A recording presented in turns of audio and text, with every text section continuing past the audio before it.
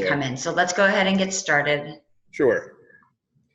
All right. I'll just give a little bit of background on me, kind of tell, why I talk about the Olympic lifts. And then I'm going to go into, I try not to go into technique too much just because it's talked ad nausea. But for me, the main way I get the benefit out of the Olympic lifts is really through the technique sometimes and pointing out what's beneficial for track athletes to focus on. You don't have to be an Olympic weightlifter. You don't have to do everything an Olympic weightlifter does, but there's certain things that need to occur in order for you to get the benefit out of it, not only in terms of program design, but also in terms of technique. So you're making sure you're doing the most efficient thing possible to get the most benefit out of the Olympic lifts. For me, what I really focus on is using Olympic lifts for what they are designed for. Just to speak bluntly, they're a lift for power development, speed development. So that's really what I focus on more than anything else, than trying to take it outside of what it's for. The analogy I make with my athletes a lot of times is, I can live in a garden shed, but that's not the most comfortable place to live. So you live in a house, you live in an apartment. Same thing with the Olympic lifts. You can use them for other things. But when you're in this environment, the best thing to do is use them for what they're designed for. So I'm Gregg Schmidt. I'm the head cross-country track and field coach at Post University. The 2 years before, I was the head coach. I was the assistant coach, but I was also the head strength conditioning coach for the athletic department. So I've had to work on a little bit of, different teams, as well as being an Olympic weightlifting coach. Once I started coaching back in 2004, 2005, I started getting involved with USA Weightlifting also, just because as a track and field athlete, and I see my former coach Kunle's in here too, you do the Olympic lifts. So I thought the best way to get good at doing those and teaching those for my athletes is to get involved in that world also. So I became, a coach with USA Weightlifting. I've coached with East Coast Gold Weightlifting. I've done a couple of the camps. I've gone through my level 2 with that, and really utilized that as a way to make my track and field athletes better.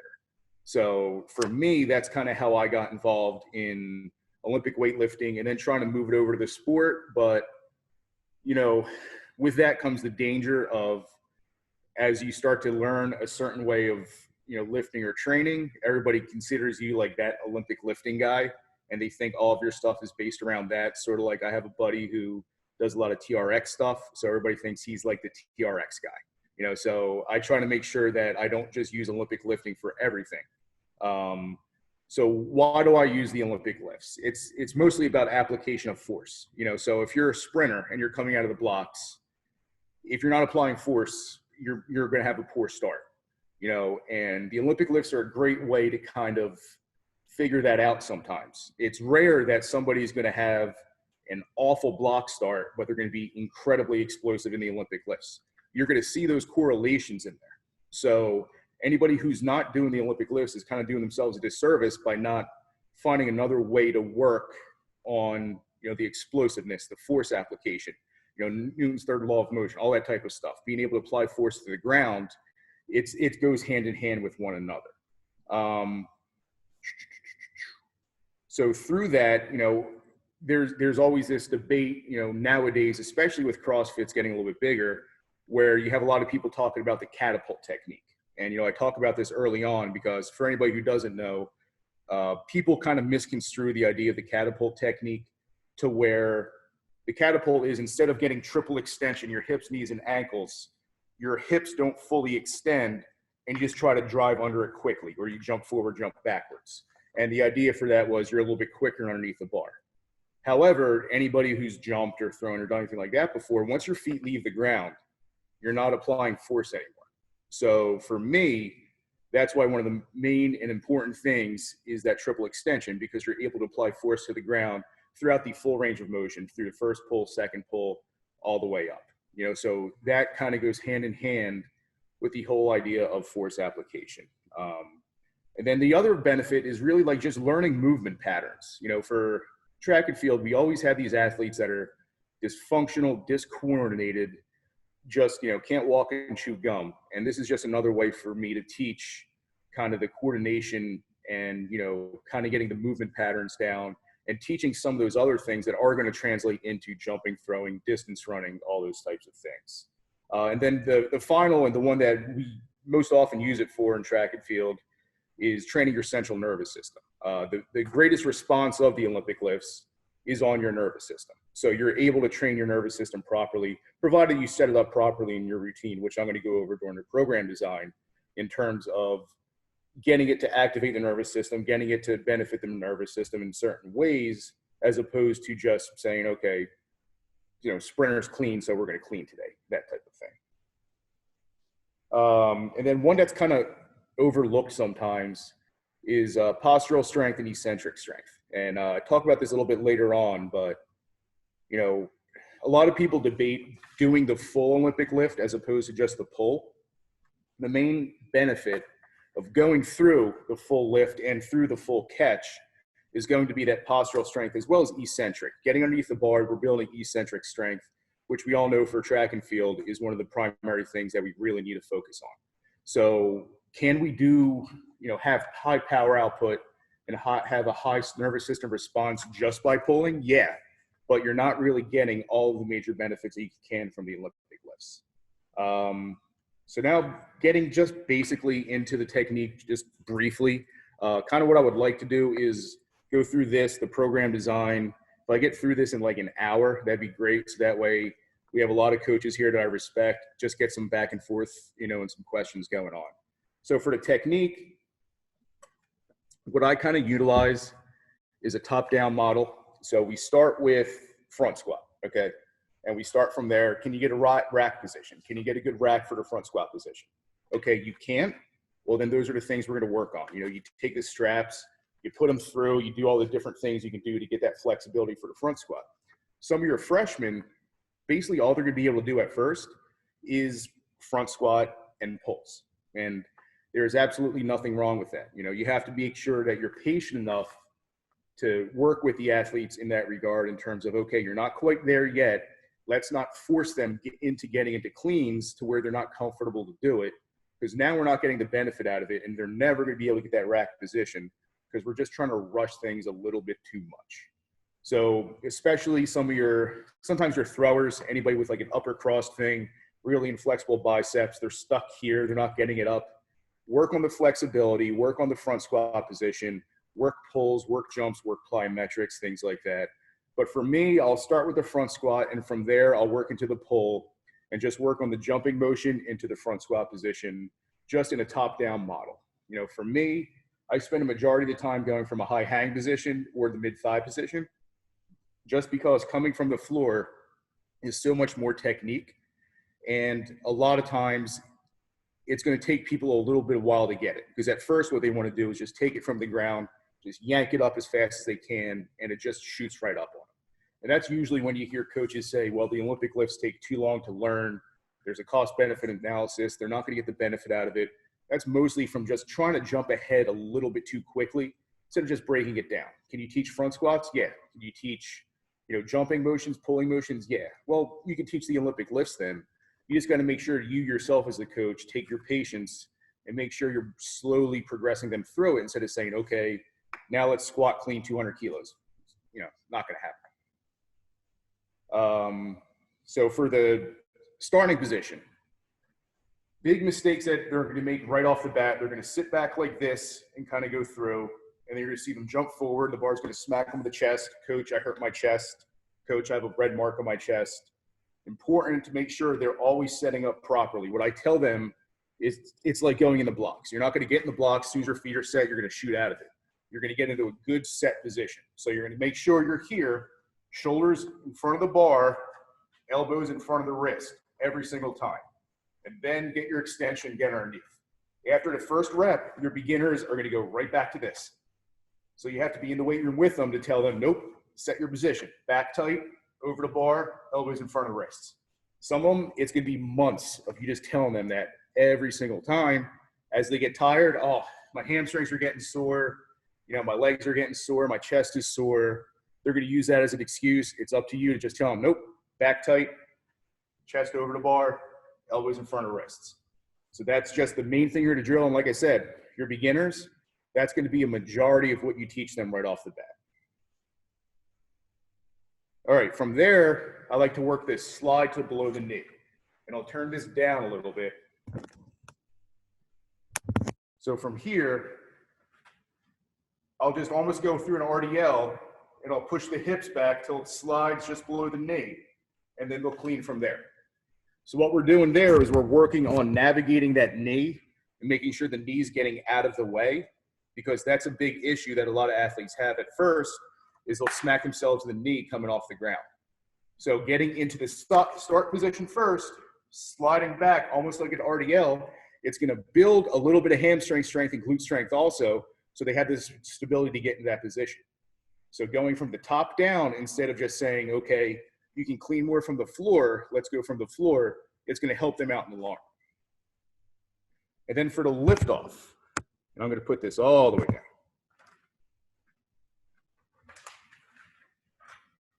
Like I said, navigating the knee is one of the main things you're going to do at first. So as you're at the floor, the first thing you're going to do is actually push those knees backwards. Instead of going straight up, the bar is going to come back towards me. I'm going to push the knees backwards. It's going to go back towards my knees, then that brush going up. A lot of your athletes from other sports, they're going to kind of pull it in because it's going to be in front of them, because they're not going to set those knees back. They're going to pull it in their hips, and they're going to smack it out. And that's when they're going to jump forward, where the bar is going to loop and come back and smack them on the chest. So a lot of times, I talk with a buddy of mine, Dave Miller, who I think is in here. We'll do that as a warm-up. We'll set the bar on the floor and just up to the knee, up to the knee, up to the knee, using that as a bit of a warm-up. All right. So for track and field athletes, what are the main things that I kind of focus on? I'm going to focus on the triple extension, because without that, there is no power application. And that's what we do in every one of our track events. There's some form of triple extension.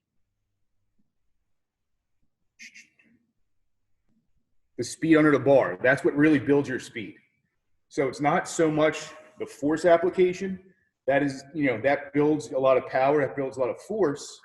But when we're talking about building that eccentric strength, that's getting from here into your catch as quickly as possible. That's what's really going to build a lot of that eccentric strength and a lot of that speed going through. The catch, that's when I was talking about postural stability. So for us as track and field athletes and track and field coaches, we want strong cores, we want strong torsos.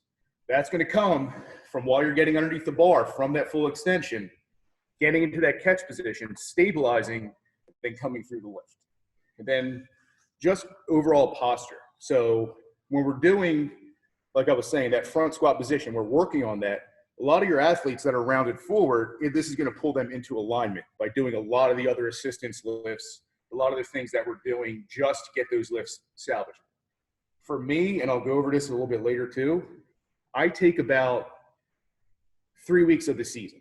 So for me, this is a lot of our general prep training. This is in August. I take 3 weeks through this. Sometimes I'll take, the PVC pipes. We'll go out to the field. This will be part of our cool down when we're doing, just general strength outside. Because this isn't, really considered anything that's track and field related. I can take these PVC pipes after I work out, on the field. We'll go through, press, squat, all that type of thing, just to work the technique. So that way, whenever we're in here, yes, this is lifting for every athlete, not just high school or college. So for me, I'm trying to cover everything. Because even for me, I work with college coaches who sometimes think they know how to teach the Olympic lifts, but then they'll go through and I'll have all these faults that they're talking about. So for me, I like to go over everything, okay? So I don't like to differentiate high school, college. This whole thing was actually written for college coaches in the Northeast. So it's a little bit of everything.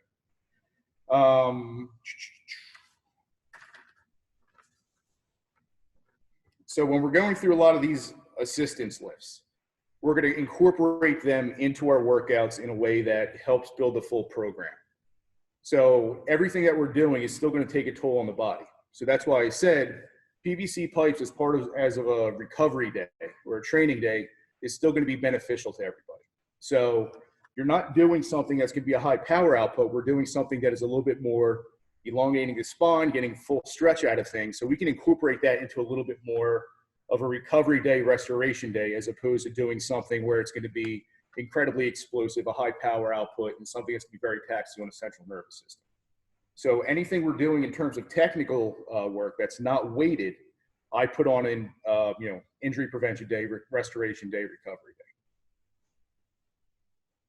day. Teaching the snatch. For me, a lot of athletes will kind of take to this a little bit quicker than they will one of the other lifts. So we'll start real simple, go from behind the neck press, right from behind the neck press into an overhead squat. And then we'll just go a little bit quicker, press, squat. Then we'll go from there into the full snatch balance, just working through there. A lot of my athletes, especially distance runners, will start just doing that for months and months, sometimes their entire freshman year. Just because sometimes they're not comfortable going through the full snatch, something about having the bar overhead. Or even me, we don't have women's bars, we have 45-pound bars only. Some of them are just gonna feel more comfortable doing the snatch balance at start and doing the snatch pull and just nothing else.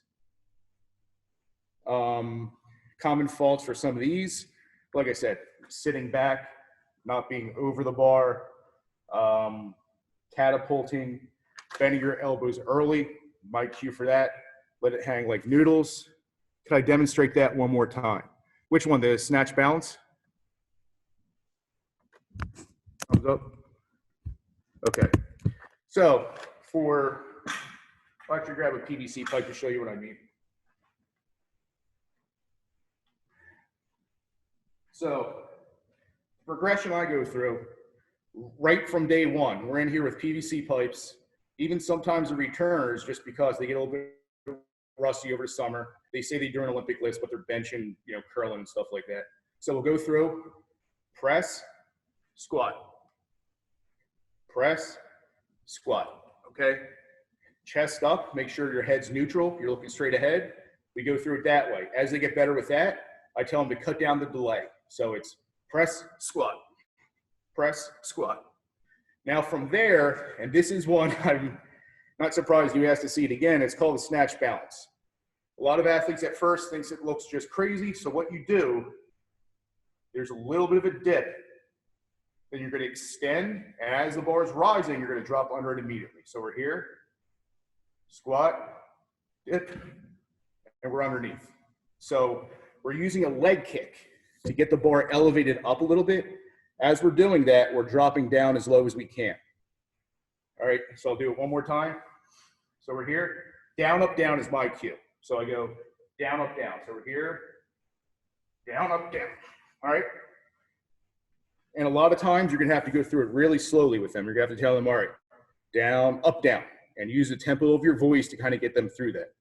Like I said, until they're able to get this stuff down, I don't progress them into the snatches.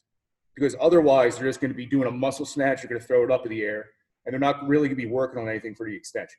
So athletes like that, they'll be doing that, and they'll be here just driving up snatch pulls.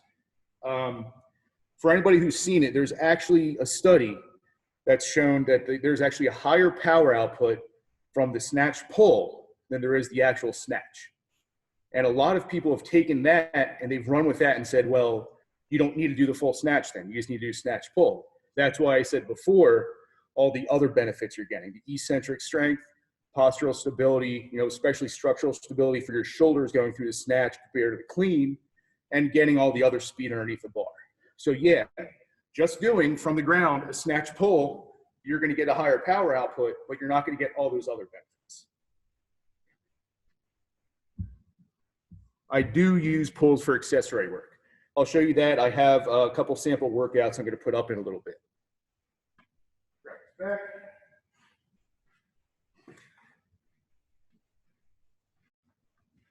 I also haven't lifted in 6 months, so if that looked ugly or I'm out of breath, I apologize. But okay.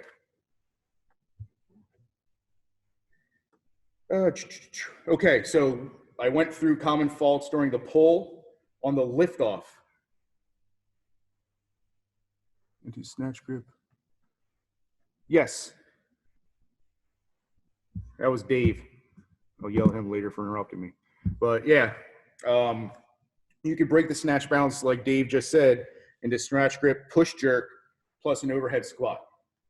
So you can go into a snatch grip, push jerk, and then right from there into the overhead squat. So once you learn all of these movements, you can figure out what you're comfortable with and also the level of the athlete you're working with. Some of them just aren't going to be able to get that snatch balance right away. So then you're going to add something a little bit more dynamic to it to try to get whatever you can, the best benefit out of it that you can. Now from the lift off, like I was saying, sometimes sitting too low. The cue at the bottom for the clean and the snatch, you want your hips higher than your knees. So if my hips start to get below my knees, then I'm here. And you'll hear a lot of people saying, well, I saw an Olympic lifter. They were sitting all the way at the bottom, then they lift off. I do teach the hook grip. I'll get there soon. But generally what happens, the hips will rise above the knees before lift off occurs. So even if somebody is sitting low, they'll raise the hips and then lift off. So not as though they're sitting very low and then they just lift off the ground. Because if they do that, they're going to be sitting backwards unless, they're incredibly hypermobile. All right. Now getting to what a lot of you probably wanted to hear. I can go back over technique later when we get into questions too. How I incorporate it into an annual plan. This is what a lot of, you guys kind of wanted to hear and what's going to be beneficial to a lot of you.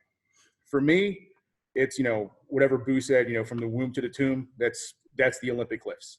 And that's for all of my athletes, distance runners included. Distance runners will lift with the Olympic lifts the entire season. I don't change them up. I get asked that a lot. Do you, all of a sudden start doing sets of 10, 15 on the cleans? No. You're still going to use them for what they're for. So it's not like I'm going to take them on a long run day and now they're going to be doing a lot of sets of cleans. I'm going to use them on their speed days, their tempo days on occasion, but it has to be done correctly. So do they lift the Olympic lifts as much as the other athletes? No, it's still done in comparison to everything else that they're doing during the week. So for me, this is the last piece of the puzzle that comes in is the Olympic lifting or any of the weightlifting, because everything else has to be set first before I even think about writing the programs for weightlifting. Because if I don't know what days they're doing, speed, acceleration, anything else, there's no way I can kind of fit this into my system. And the way you use the Olympic lift should fluctuate based on your own cycles. So if you have recovery weeks, if you have different emphasis on certain weeks, me, I don't do a lot of weeks of emphasis. I don't say this is a power week, this is a speed week. For me, I go non-linear, but I still keep everything within the same pool, so to speak. So it's all going towards the same goal. I don't say, okay, this is a power week, we're gonna go power. This is a speed week. No, every one of my weeks has all those components in it. The various intensities and volumes are gonna change and fluctuate during the season, but it's generally gonna stay the same. The only difference with me is I go linear all fall up until around November. And that's just because the limitations we have with the NCAA, where it's easier for me to stick linear getting into November when we're already in our 20 hours, and now I can get a little bit more focused with some non-linear cycles.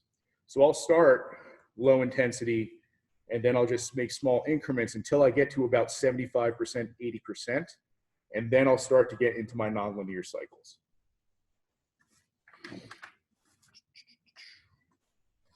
Later in the season for me, and I'll show you an example in a little bit, is when I do the majority of the very intense, very heavy Olympic lifts, right around competition phase. Early in the year, it's a little bit more emphasis on injury prevention, first of all, and max strength. And then as I get towards the end, I'm going to do a lot more in terms of, 85%, 90, 95%, 100% of your 1RM in a clean snatch, hitting stuff like 4 sets of singles with 3.5 minutes, 4 minutes recovery. And how I liken that is it's like doing your speed work, your acceleration work. You're going to go incredibly explosive, and then you're going to recover a long, long, long time. Then you're going to do it again. But you might only do 2 or 3 lifts in a session that way. It just all tapers down because your volume at that point, for me at least, you guys might write your programs different. My volume and intensity in my jumpers and my sprinters is higher than it was at that point in the season, earlier in the season. Because now is when I'm starting to add that glycolytic stuff. I'm adding the lactic stuff. So I tapered down a lot of my lifting and my plyometrics. Some of you guys might do it different. I've heard other coaches do it where they're a little bit higher volume in the fall for their sprints. like I said, this all depends on how you do your own program. Like what I do isn't going to work for everybody.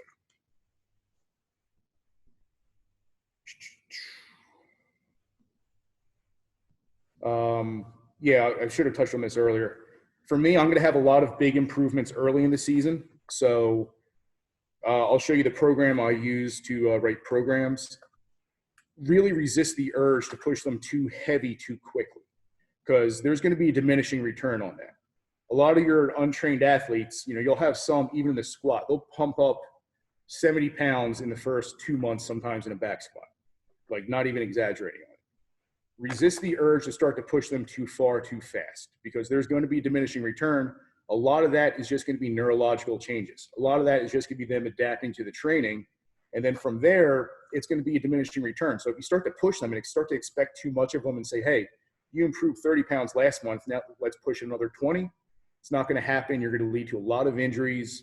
And I was talking to Dave Miller yesterday about this, or 2 days ago.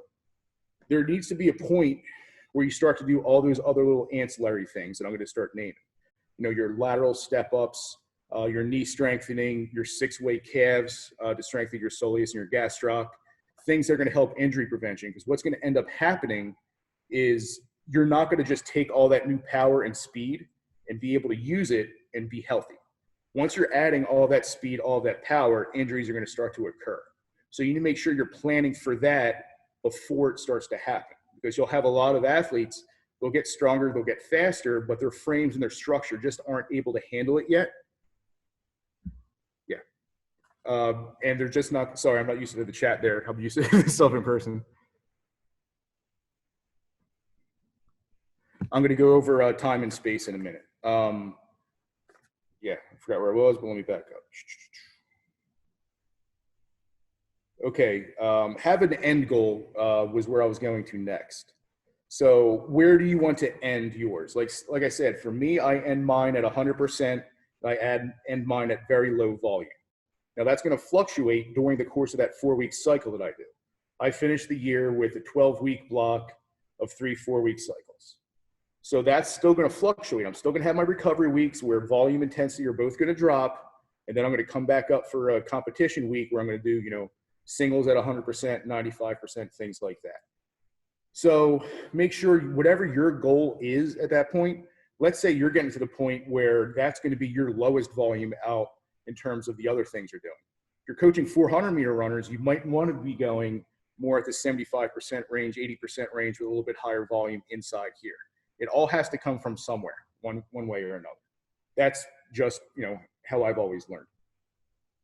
And have different goals for every one of your athletes. Like I said, some of your freshmen, your female distance runners that just aren't comfortable with it yet. For me, the female distance runners sometimes are the most improved just because they've kind of shied away from it.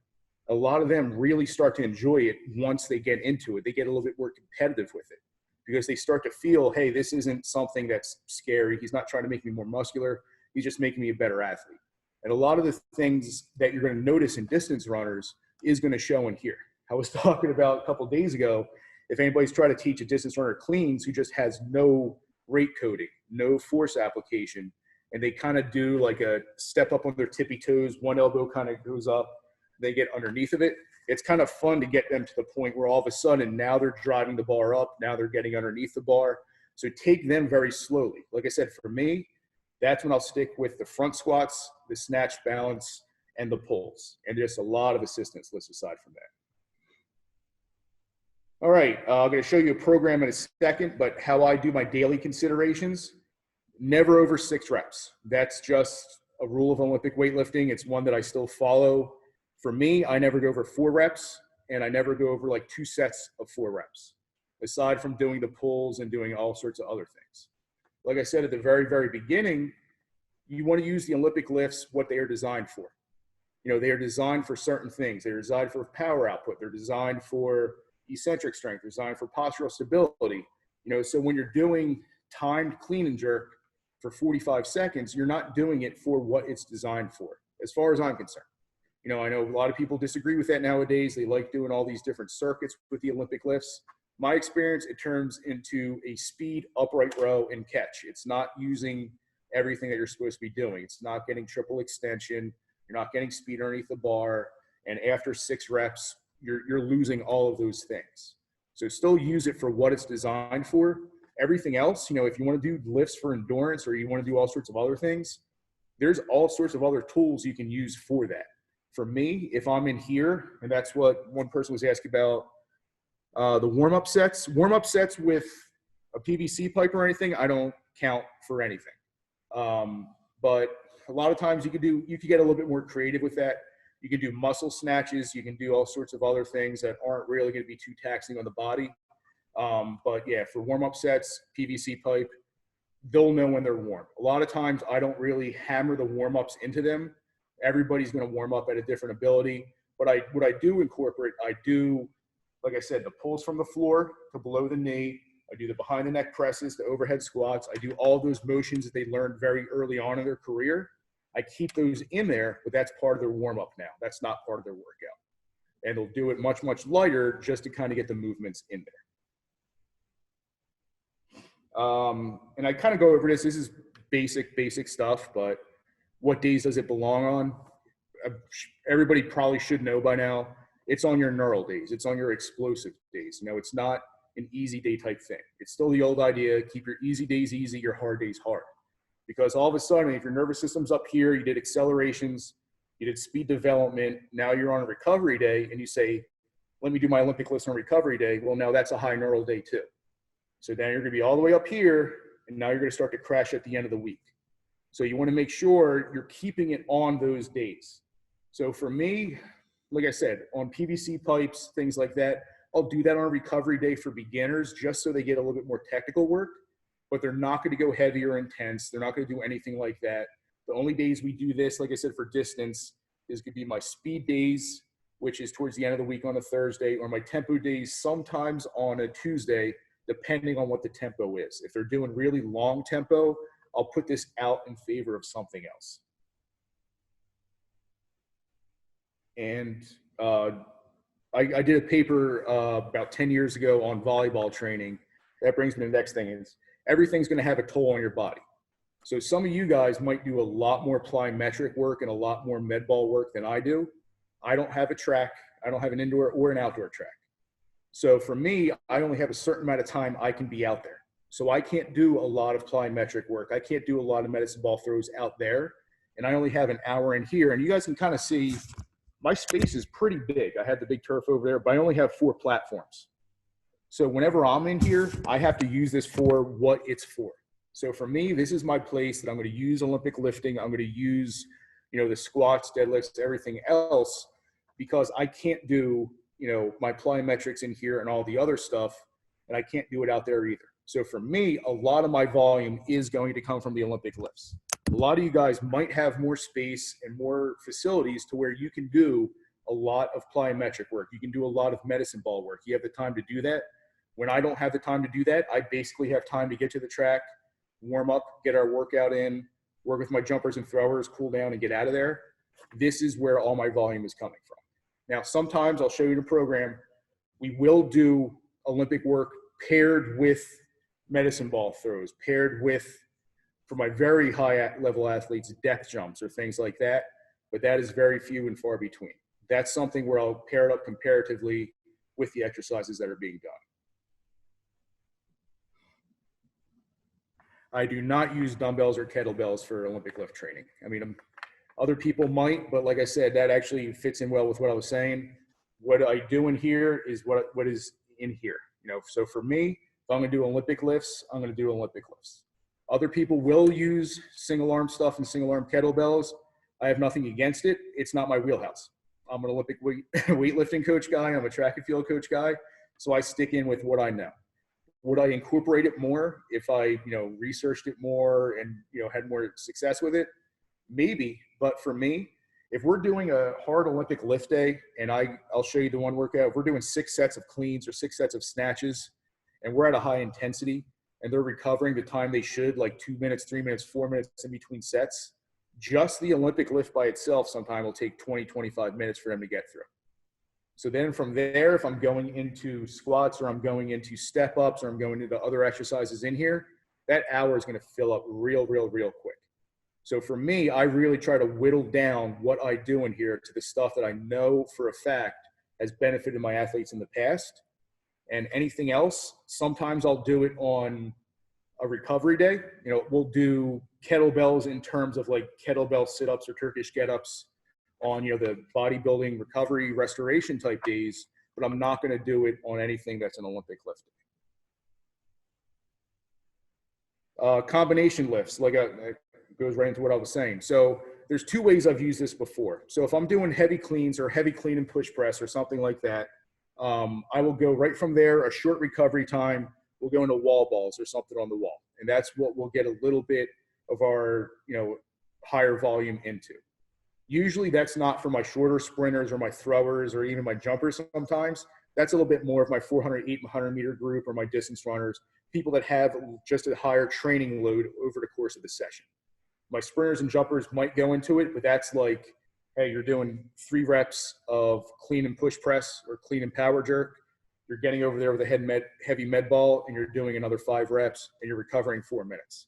If they're going to do it, everything still has to be in balance, because I'm not going to turn something into a high volume day just because I feel like playing around and adding more plyometric activity into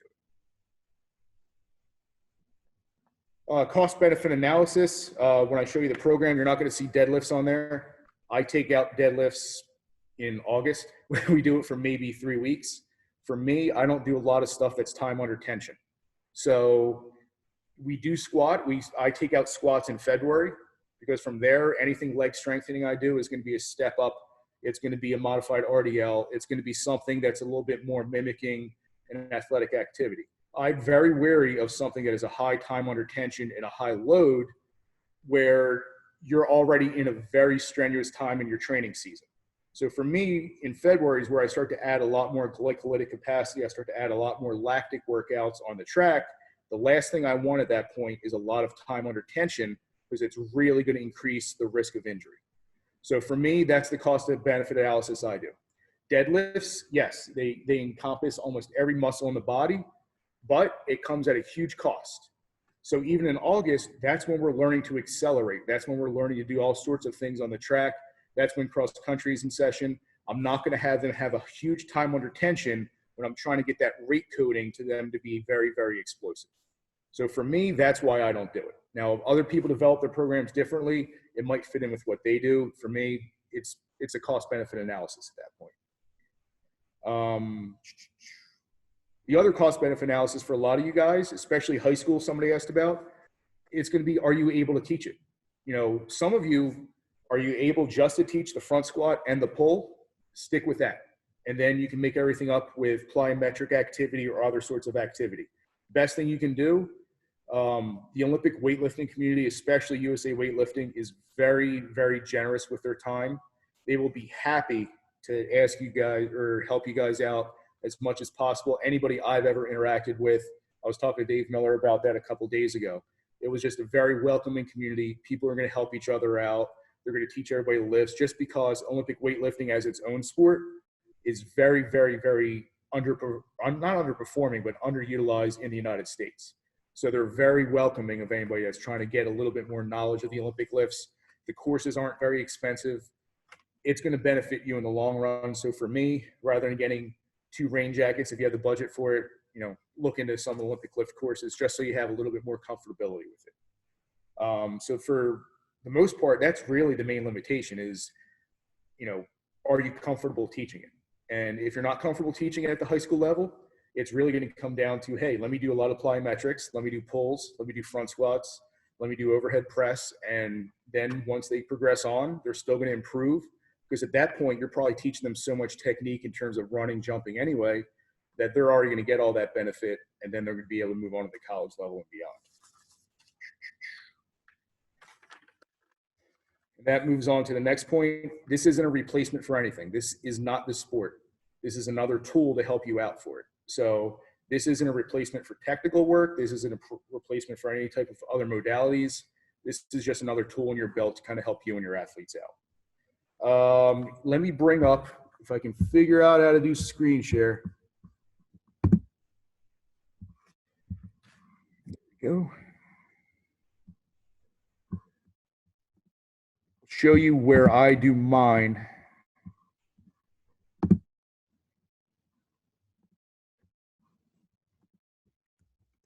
I use a program called Team Builder, if anybody's heard of it before. What it does is, when I took over as strength coach, I got tired of using Excel like I had for 15 years, so I wanted something a little bit easier. So I ended up talking the athletic department into getting this software, and it saved me a lot of time. So let me see if I can get this going.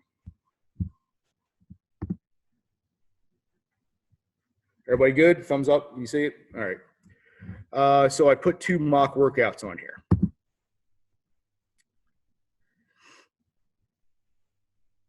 So for my jumpers, this is kind of how I would have it set up during the course of a day. This is just very generic. Don't judge the acceleration development. I just threw it up here quick as an example. So we're going to do our, dynamic warm-up. It's called That John. I'm from Philly. I say John. That's what our names are for. It's all Philadelphia names for our warm-ups. Acceleration development, 10 sets of 30-meter accelerations. Our cleans. This would be like kind of a mid-season workout is what I was going for. Cleans from the mid-thigh. We got, I'll pull this up to show you, 6 sets of going 4, 3, 3, 2, 2, 2, 60%, 70, 75, 80, 80, 80. So we're sticking at the 80% range, and we're kind of in the middle of the season at that point. So we're not getting too heavy with anything, but we're still keeping it. And that's one thing you can do to check your volume. If a lot of people want to go higher volume in the Olympic lifts, it's not through the reps, it's through the sets. So you can increase into some more sets, provided that you have the recovery time and you're still not getting way too high volume for the course of your day with your overall training. So 6 sets for Olympic lifts is actually not all too high, especially for what we're doing with it. From there, I move on to a barbell front step up with press. So we're still working on that rack position. We're going to do a step up. As that knee elevates, we're going to press overhead. A little bit more of postural stability work. We're always working those things. We're working balance. We're working all of that. And then lateral lunges. I always make sure each day that we're doing something 3-dimensionally. There's so many knee injuries and so many other things going on. I keep it as 3-dimensional as possible. And for like a mid-season workout, that's all we're going to do. Everything else that we're going to benefit from is going to be through all of our other training. This isn't the forum to talk about it, but I will do body weight exercises. I will do barefoot exercises, but that comes through the practices and through other days of the week. So this would be, like I said, a normal day, an acceleration development day, something like that. This wouldn't be on a day when we're doing tempo, lactic, things like that is when I would be doing dumbbell exercises. I'll be doing body weight exercises, barefoot exercises, all that type of stuff. Pull up distance. Slight difference right here. They're going to stick with snatch balance and lateral step ups. I overemphasize alternating sometimes lateral and frontal with my distance runners. Let me pull that up real quick. See what somebody said. Now I'll look at it later. So I'll alternate a lot of times, making sure to get a lot of lateral stuff in there, just because, especially during cross-country season, distance season, that's going to be a lot of the injuries that occur. And a lot of that occurs because of, just not activating everything laterally properly, or just not having the strength in there and training their body 3-dimensionally. Distance runners sometimes are just very focused on what they're doing, and they're very deficient in a lot of different areas.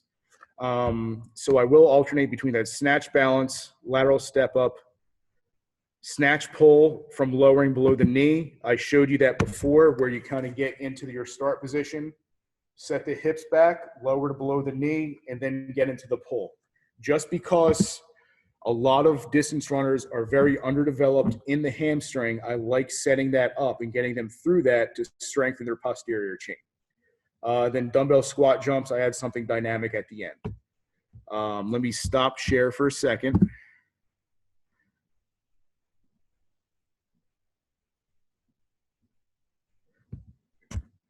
Oh, the Team Builder. Yeah, Team Builder, they're good guys. It's not too expensive. It goes by department. For our entire department this year, it was $1,000. I think they're moving up to $1,200 for an athletic department. So it saved me a lot of time, but that's just because I was the head strength coach, and I got tired of putting different Excel formulas for everybody, and it saved me a huge amount of time. Other modifications I've gone into, and this is based on your level of comfortability, I've gone into a single leg RDL into a single leg clean. And I've done that for my distance runners, very low weight. It doesn't really emphasize a lot of force application, but what it does, it works balance, it works stability, as well as working, like I said, the posterior chain. And it makes them feel a little bit more comfortable sometimes because we do it at such a lower intensity that it works on all those other things. It works on your stability and your balance without having them focus too much on the intensity or the power output. So for distance runners specifically, the benefits are exactly the same as they are for track and field. You know, we've kind of moved past that whole idea that distance runners need a huge amount of volume in their programs. Now it's just, well, you're getting your volume from running. If you're doing 130 kilometers a week, you're getting your volume in. You don't really need to do a lot of stuff in here that's heavy volume. Now, do you need to do some stuff for strength endurance? Yeah, but that's going to be on those specific days of training. So like I said, the Olympic lifts, I specifically put on my speed days, sometimes tempo. Everything else is where we can do some dumbbell activity, some other types of strength endurance activity, but that's, you know, completely other programming, you know, lecture or story type of thing. And it's best for me, I teach them this indoor season of their freshman year. Cross-country season, if I have a 17:45 5K runner, a lot of times, you know, just teaching them to run properly is taking up a majority of my time, you know, to where a lot of times they're running on their heel, they're running on their midfoot, they're not doing those things properly. I'm worried about doing that type of thing. I'm worried about getting them just structurally stronger through other means. I'm not going to throw something else at them. What I'm going to do is I'm going to do those snatch balances. I'm going to do the, you know, pulls. I'm going to do stuff like that until I get to the point in the season, you know, like I said, at the end of cross country, getting into indoor, now I can start to play around with that stuff a little bit more and get them a little bit more base. Because for me, at least, you know, indoor season for a distance runner isn't the premier thing. It's cross country, it's outdoor season. That's my time to focus on some of the things that I'm not really able to focus on during cross country just due to risk of injury or just burning them out. You know, if, like I said, I have distance runners that don't know how to run properly just on their feet, you know, so why am I going to overload them with 5 other things? But that's just the way I've done it. And it can help your running form. You know, I'm somebody who believes the only way to fix running form is to sprint. So if you're jogging, you're not going to fix your running form as far as I'm concerned. So for me, this is still building a lot of those things that you're going to use for proper running form. And it's going to do a lot of those movement issues that they're getting into. Like I said, the example of a distance runner that tries to clean by stepping up on their toes, lifting up and getting underneath of it. By fixing all of that movement, you're going to fix their movement in every other area of their track and field training. I wrote this in the last minute. Sorry, you can see as much as I try to plan, I like to scribble notes. I realize that a lot of you probably don't have the luxury of writing your own programs. You're working with strength conditioning coaches, you're working with other staff. So I wanted to touch on that. One thing I've always insisted is I'm always the guy. And part of that was because I was the head strength coach too, and I've been strength coach other places. Some of you might not have that luxury. So for me, I wanted to tell you guys basically how I've worked with other sports and what I've appreciated, and what strength coaches I know, kind of what they do with things. For me, when it comes to sports medicine before strength conditioning, let them know that this is part of your training. You know, a lot of times they'll say, well, we don't supervise lifting. We don't do this thing, because they're thinking of bench press. They're thinking of dumbbells. For me, they're going to need sometimes ice baths after this. They're going to need sometimes treatments after this, because it's going to be very dynamic, very explosive. So you want to keep them in the loop and be like, no, this is part of my practice. This isn't just going to, you know, Equinox and, you know, trying to look nice. This is something that is part of my training program. As my athletic trainer, I want to make sure that you're on board with this. So try to present it to them that way if you want, you know, sports medicine staff to actually be here for you during those times. Whether it'll work or not, that's going to depend on your place. Involve them a little bit, you know, ask them to do movement analysis. I can do movement analysis, but I'll go to sports medicine. Hey, that's what they're there for. Hey, come into some of my lifts, look at some of my movement analysis, see this kid here doing the overhead press with the PVC pipe and the overhead squat. What can you see in their overhead squat? You know, I see some instability. Is this stuff that we can work on in there? And kind of let them know everything that's happening on in here with the Olympic lifts, they're going to be in your room a lot more because it's going to happen in practice too. So if they're upper crossed or things are going on in here, there's going to be issues out once they get to their practice because it's going to affect something else out there. So the more that we can analyze in here, it's going to make your job easier in the long run. Working with strength conditioning. Encourage them to learn the sport. The thing that's helped me a lot, invite your trainers, your strength conditioning as much as possible. Invite them to your practices. So the more they know about your sport, they'll see what you're talking about. Because they might be programming way too much volume. They might not even know your program. You could have a really hard lactic workout, then they put them in here and they push them on sleds and they have them do 10, 20 other things in here when all you want them to do is some recovery work. Or they're doing acceleration work with you and they come in here and they're doing strength endurance or doing something else. So just tell them, hey, come to my practice. This is my program. Take a look at what I'm doing and just try to modify things going through there. Sometimes that'll work. Sometimes it won't work, but it's worth a shot. The more engaged you get them, and that brings me to the next point I had, tell them, hey, you're part of my staff. You're my strength coach. As far as I'm concerned, you're on my staff. So I want you to be part of my staff. I want you to engage with my student athletes. I want you to know what we're doing on a daily basis. Me and my assistant coach, I'm not sure if he's in here, Vic, have talked about we want to invite other sports teams coaches to our practice sometimes, like, hey, have your athletes do our workout one day and see how it feels. You know, sometimes they just don't understand what we go through on a daily basis and what our athletes have to do and how they feel. Like, no matter what, you know, running 6x200 is going to hurt. You know, running some of these workouts is going to hurt. And a lot of times they just don't understand how that works. So it's not that a strength coach or athletic trainer is being rude or disrespectful. It's just they don't really understand it at that point.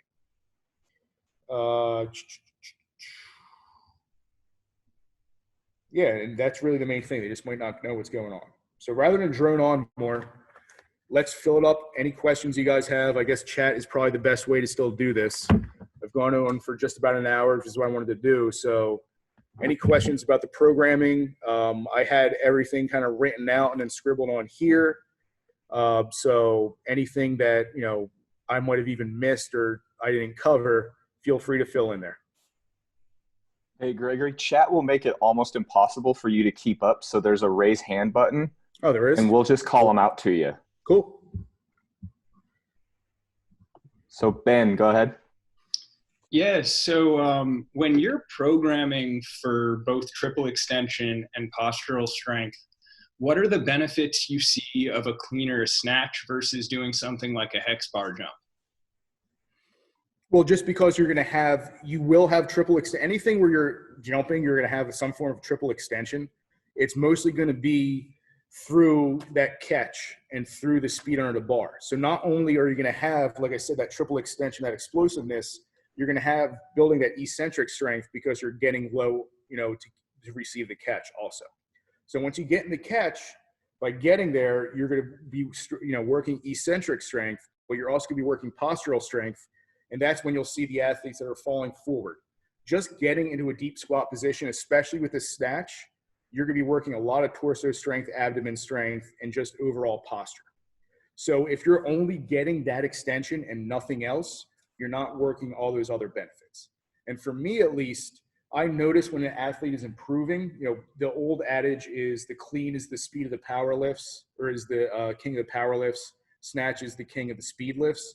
That's just because the speed to get underneath the bar at that rate. And you will notice over time how much they're improving, let's say in their acceleration or their first 20 meters or 30 meters, and how fast they're getting underneath that bar as time is moving on. That answer the question for you? Yes, thank you. Yeah. Is it Maya? Wow, I'm so proud of you for saying you're right. So I work high school and college levels, but my high schoolers are like techie kids who don't go outside and play their entire childhood. And so a lot of movements, like I have to make smaller. So Okay. like training the Olympic lifts, like it seems so far away. Like even like some of the progressions that you said, I was like, that's why I asked if they were for college or high school based on the way that you were kind of talking about it. Even if you're able to learn as much as you can and start with just PVC pipes, I have athletes, I have a small bar over there. Since I only have the 45 pounders, I have a small little bar. I've never seen it before. I've never bought one before. It's 25 pounds. It was here when I got here. And I use that for just teaching them initially. And some athletes just using that, I've had some athletes just using PVC pipes are going to get incredibly sore just learning the movements, just because they're not used to doing those types of things. There's going to be no replacement for proper education and learning from somebody qualified how to teach these Olympic lifts, no matter what.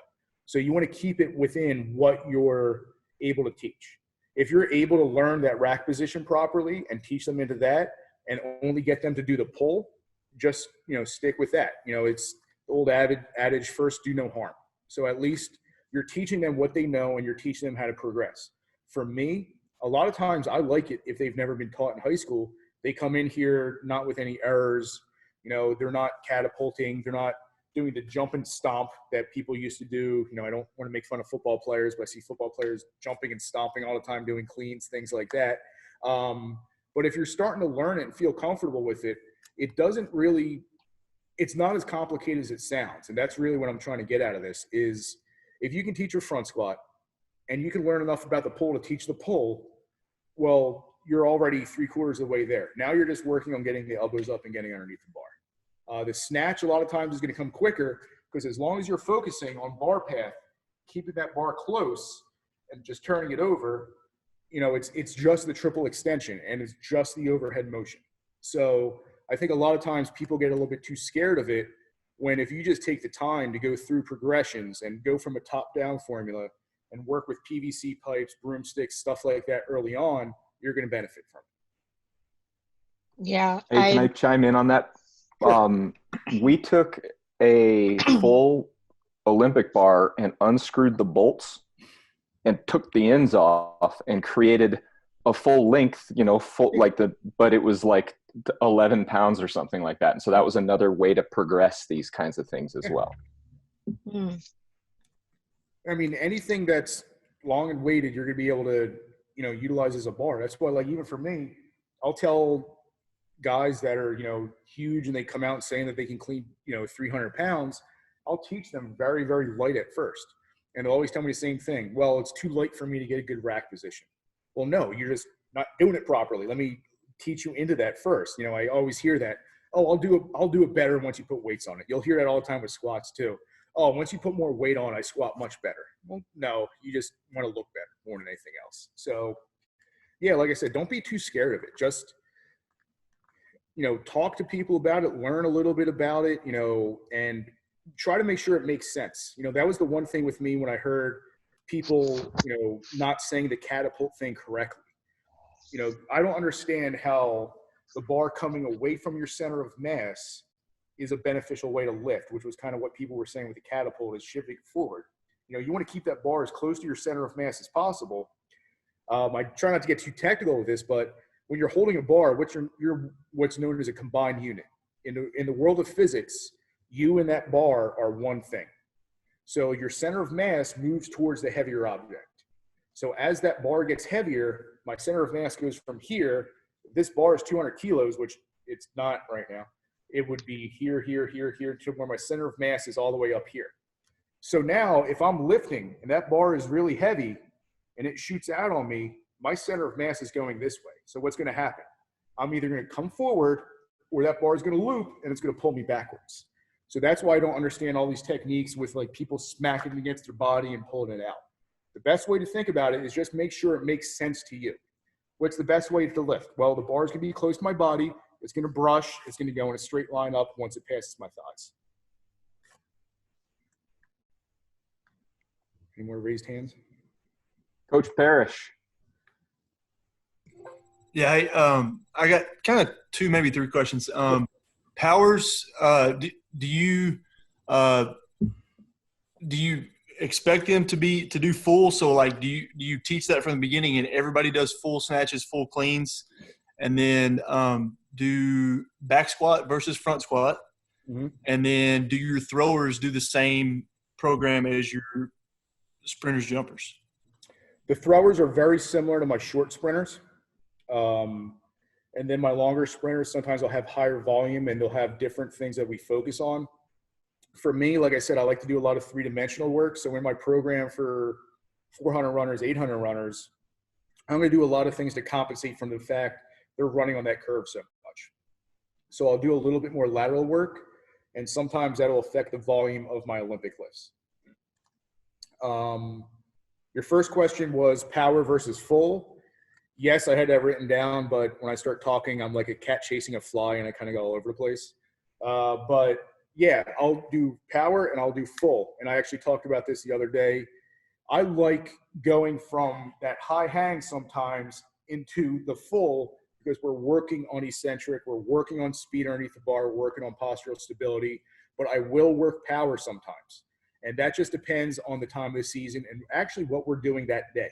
You know, if I'm looking to get a little bit more volume out of it, sometimes I'll go power because when you go full, you're not going to get as high volume. And then also just for overemphasizing that force application through the ground and working on that triple extension, Newton's third law of motion, all that stuff, then is when I'll focus on the power. Beginner athletes, they're, in my experience at least, they're going to power more than they're going to full just until they get more comfortable with it more than anything else. But I will utilize both. But a lot of that's going to come from, like I said, taking the time to teach the snatch balance properly, because you'll have a lot at first that aren't going to get into a full overhead squat on a snatch balance. It's going to take them time to be comfortable doing that. If they're not comfortable doing that, they're not going to be comfortable doing a full snatch. So there's no point to progress it, as far as I'm concerned. Coach Jay Metter. All right. What do you do anything specific for kids who don't have the flexibility to get in that catch position? Yep. I know I have a lot of kids sit around a lot. It seems like more and more they have a really difficult time getting in that position. If you ask me, I actually read a paper on it. They think it's because of cell phones and kids like this all the time, rounded forward. It's kind of screwed up the posture. Absolutely. But I brought these just to show you as well. One trick that people use, I've used it to kind of teach them. You kind of loop the straps through.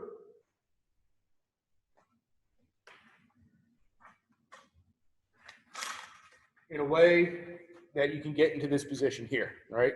And then as they get better, you change the grip. You grip down a little bit, you grip down a bit, you grip down a little bit to get them to that goal of being able to, you know, hold the ball arm properly in the rack position.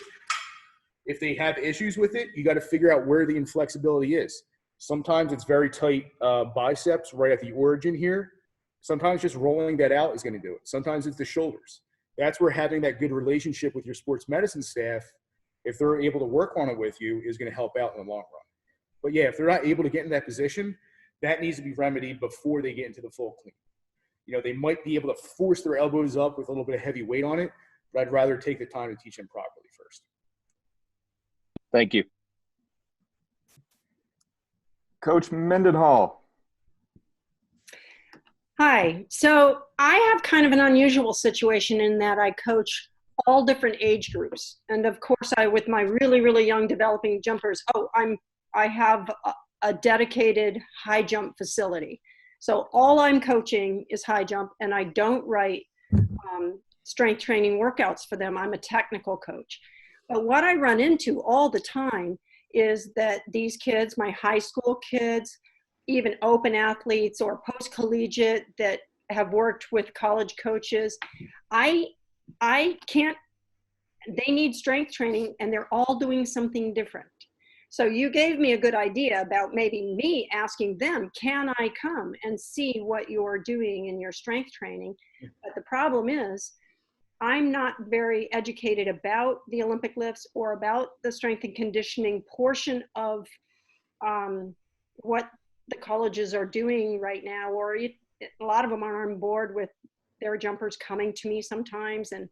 but I want to know what to look for. What are the basic things I can look for if I do get to observe a program that one of my jumpers is participating in? I know a lot of them need some strength training that makes sense.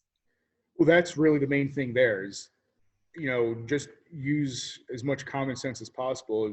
Does this make sense? Is this just a lot of thing out here? But we have 2 Prowler Sleds here, which are the bane of my existence. If I could, I would take them and throw them in the trash heap, because I think they're very overused and people just do sled pushes all the time. Does it make sense? Okay, I'm a jumper. What do I need as a jumper? I need to be explosive, and I need to have strength, postural strength, and I need to have leg strength.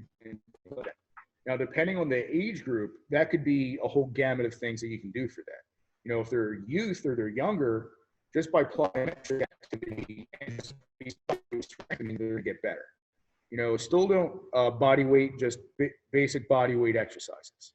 So for me, I try not to overlook those types of things. I like body weight exercises. I like things that are just very easy for the youth. And you know what? If you're going to teach Olympic lifts, you can teach it real early with broomsticks and things like that. That was a myth for a while, that you shouldn't Olympic lift when you're younger. No, if you're taught properly and you can do it properly, you're going to be okay with it. What to look for? I mean, it's difficult. The best thing you can do is have a communication with the other people they're working with and say, hey, what are they doing this is what they're doing on this day as a jumper. If they're jumping one day, do they need to be doing something very high intense and high volume? No, because that's a jumping day. They're going to be explosive. If they're doing something else, we worked on that. So for me, I'm just all about communication. Like, no matter what, I'll go in, and I'm not saying you're not. I'm just saying that's step number 1. And then step number 2 is just, talk it out and ask them for their logic. Why are you doing these types of things? What is the benefit of this? And just phrase it in a way that's not confrontational. It's just informational. Like, hey, I'm just making sure we're doing what's best for the athlete. What is the best way to do this? And why are we doing these types of things? That's how I would go about it, at least. Yeah. Thank you. So we have a question from the chat box from Frankie Martinez. What cues are you saying or exercises are you using to show the importance of intra-abdominal pressure? Are you allowing them to use belts? Not at all, case by case, etc. I let them use belts when they're doing doubles or heavier. Just because you're going to have some issues with just postural strength, core strength. What happens a lot of times with belts, aside from people tightening them too much where they might damage the thecal sac and do things like that, is they're not going to strengthen their core. They're not, just to use a blank term of core, but they're not going to strengthen a lot of those things that they're going to do. So for me, once they get to doubles, sometimes triples, depending on the workout, and singles, then they're not going to be using belt. Intra-abdominal pressure. What's that? Can I touch on that real quick too? It's important to know that a belt is a specific tool, and how it is used versus how it should be used is often incorrect. And if you want to jump on that train to make sure that that context gets in here, that would be awesome.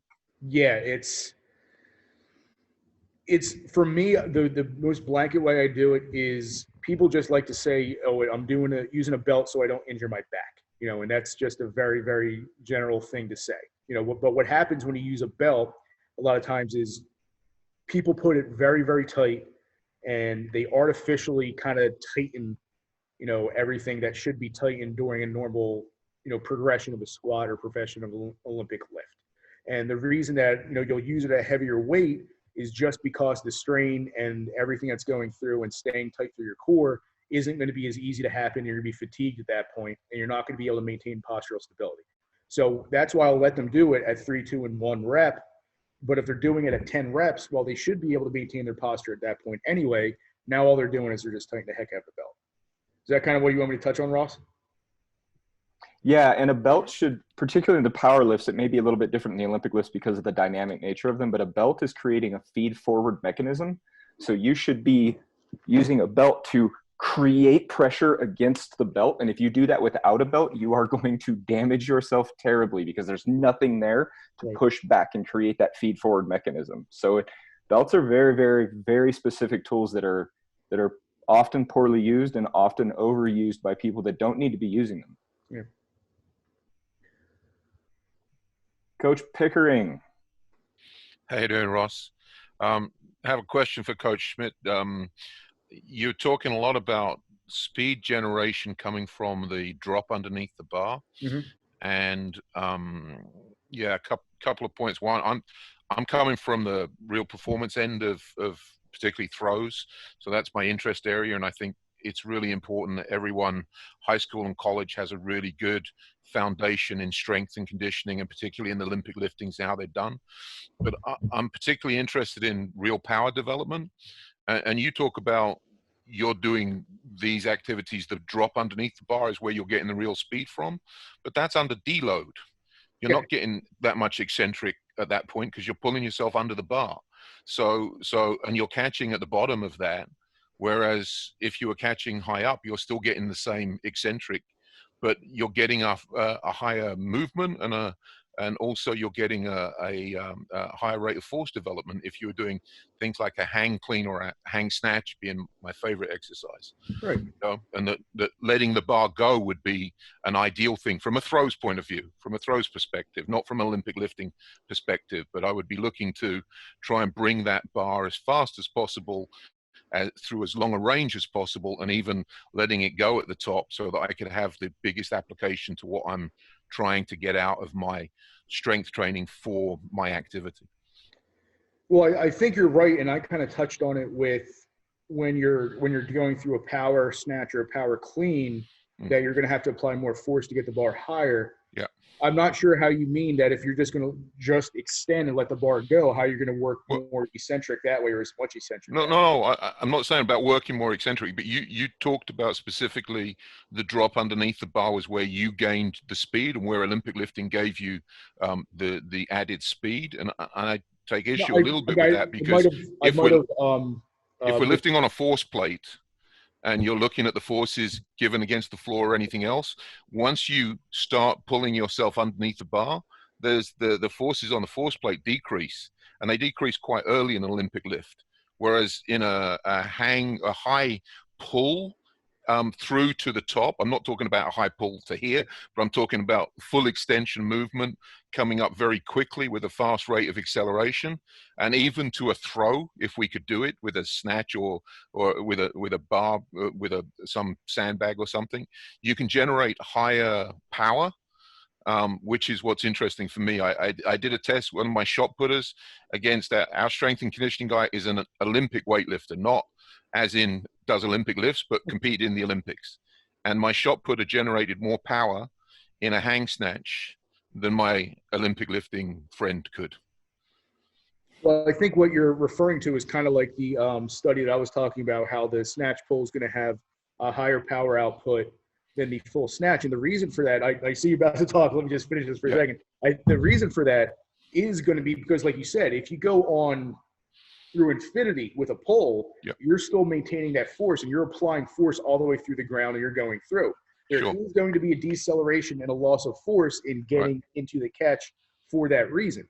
But like I said, that's why, like I said, we're doing it for the other benefits. We're doing it for eccentric strength, which, like I said, if you're just going through a full pull, you're not going to get that out of it. I might have misspoke when I was talking about the speed under the bar. It's not that that's speed development work or anything like that. It's by going through that movement, you're training that and you're getting the rate coding and all those types of things that you can get from getting underneath the bar. So it's not going to happen from a muscular or a force level. That's going to happen from, a neuromuscular level more than anything else.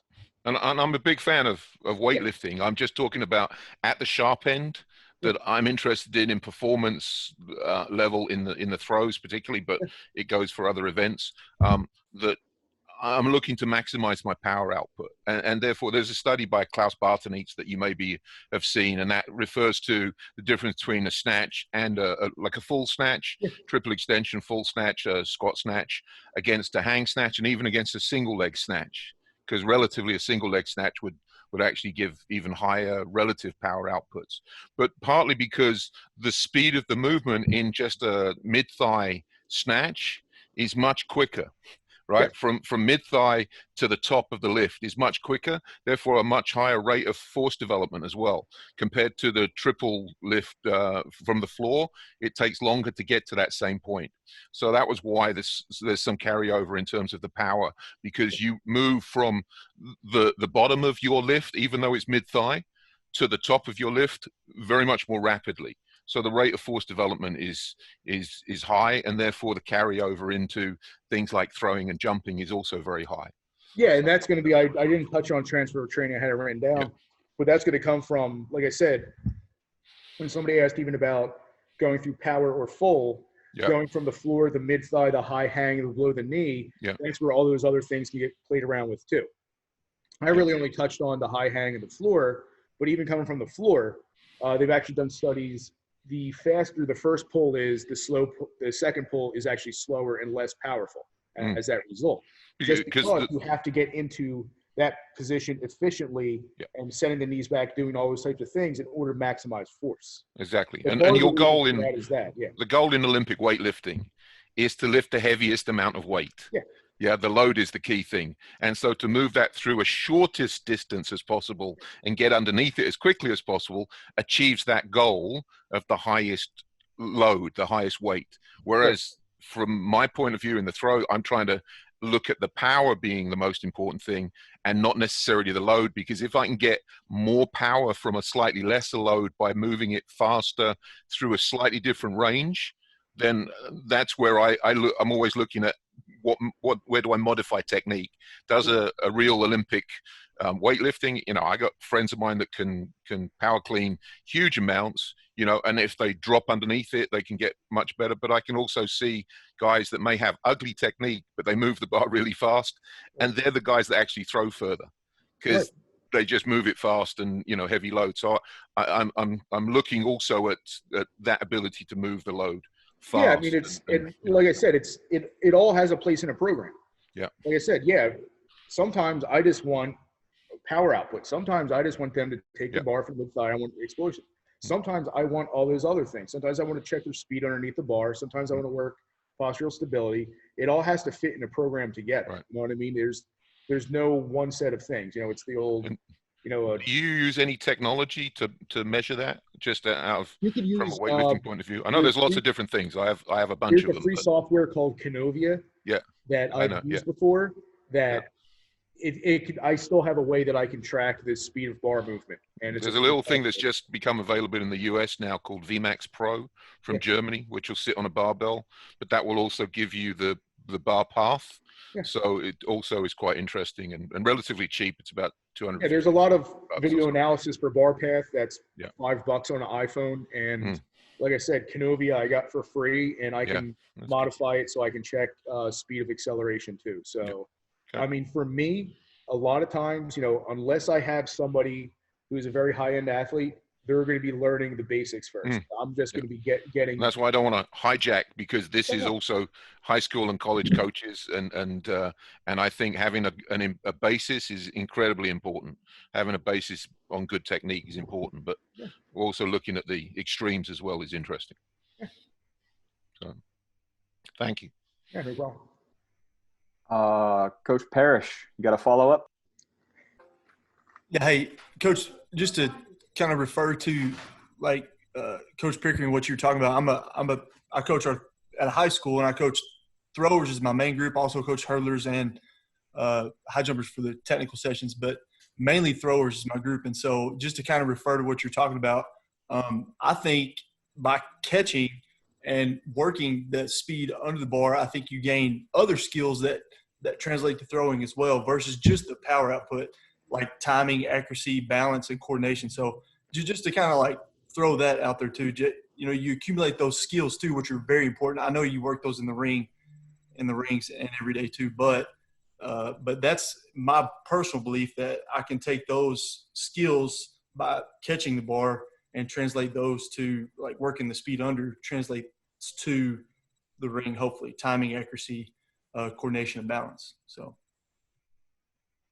Yeah, that's kind of what I was referring to also is there's going to be a place for everything. There's going to be times where you just want to have a workout with high power output. There's going to be times that you want to work on the other things. And that's going to depend individually as well, where You're going to have some athletes that are going to need to develop a lot of those other skills a little bit more than somebody who just in a workout, we just have a high power output day. We're doing accelerations. We're doing power cleans from the high hang position or mid thigh, and we're just getting after it. That's it. And, sometimes that'll be a late season or, mid season workout or a competition phase based on what you're shooting for. So for me, I want to utilize every tool that I have as much as possible. So if something has a benefit one way or another, I want to make sure I'm working that benefit. So everything is going to have a place in the program. We got a guy that doesn't know how to raise his hand, but he's a very, very good friend of mine by the name of April's iPad. Sean Williams. Hey, how you doing? Sean Williams. I'm a throws coach at Augustana College.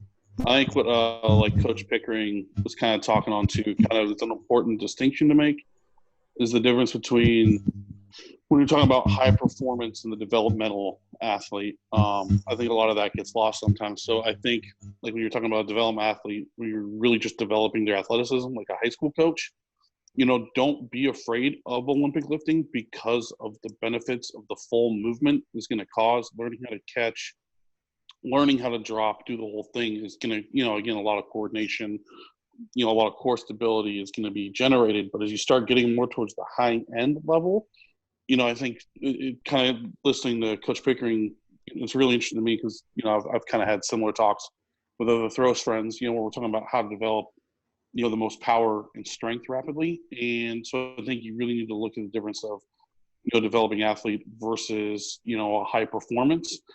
And I think that's kind of lost on a lot of coaches is starting to think about like what high performance is versus just a developmental person who, if you do anything, they're going to get a lot better. And when you start to get to those higher level of, upper Division I college athletes versus like a Division III athlete or your better Division III athlete, of what changes you need to make in their programming and what's really going to develop them. And I think that gets lost a lot sometimes.